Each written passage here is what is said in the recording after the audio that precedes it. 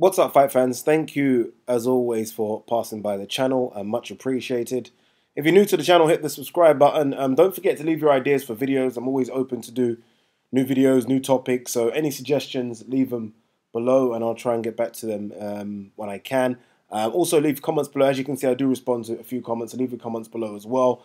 Let's get some conversations going. All right, so obviously, this AJ Wilder thing's dragging on a bit. This isn't a video about them. I'm kind of tired of doing videos about AJ Wilder, if I'm honest. If I do a video about Wilder, it's I'm defending AJ. If I do a video about AJ, it's I'm just being an AJ fanboy. So, tired of it, if I'm honest with you. Tired. But what I hope it doesn't become, and what it's in danger of becoming, is our version of Lennox Lewis versus Riddick Bowe.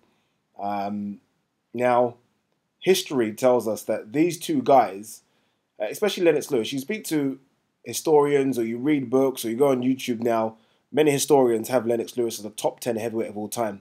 Many historians also have Riddick Bowe as a top 20 heavyweight of all time. And if it wasn't for his ill-discipline, and you can read on this, I've read on this a lot, everyone thinks that he could have cracked that top 10, if not even higher. That's how highly they rated Riddick Bowe. Obviously, these two fought in the Olympics, so that's where it differs, I guess, to the AJ Wilder story.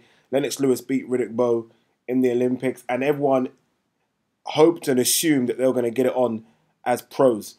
There was a time, I think, I'm trying to think of the years now, between 92 and I'd say 96, where they were the number 1 and 2 in the division.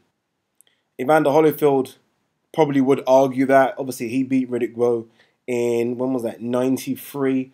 But then obviously Riddick Bowe then won his titles back, beating the likes of Larry Donald. He beat Herbie High for the WBO title. And then he had the rematch with Evander Holyfield in 95 and won that. So definitely between 92 and 95, these guys were number 1 and number 2 in the division. Now, we all know the history of Riddick Bowe throwing the belt away. But when you kind of dig a bit deeper, negotiations kind of started, should I say, but then they kind of fell off straight away. So we never ever got to see number 1 versus number 2.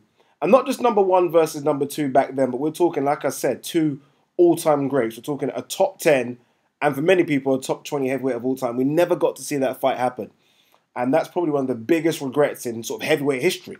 I'm trying to think of a heavyweight fight that we really wanted that we didn't see. And that's one of the only ones that kind of springs to mind straight away. One of the big ones. And you hope that history won't tell its own story of, I don't know, Deontay Wilder versus Anthony Joshua not happening, and people looking back at records and thinking, why did these guys that were clearly number 1 and 2 never ever match up? But what do you guys make of it? What do you guys, is there a comparison? Can you see the kind of similarities?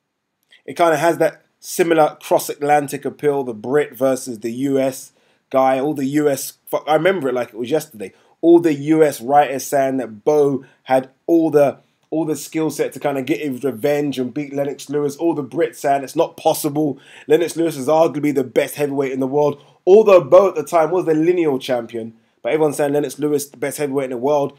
He's under the skin of Riddick Bowe, obviously, because of that Olympic defeat.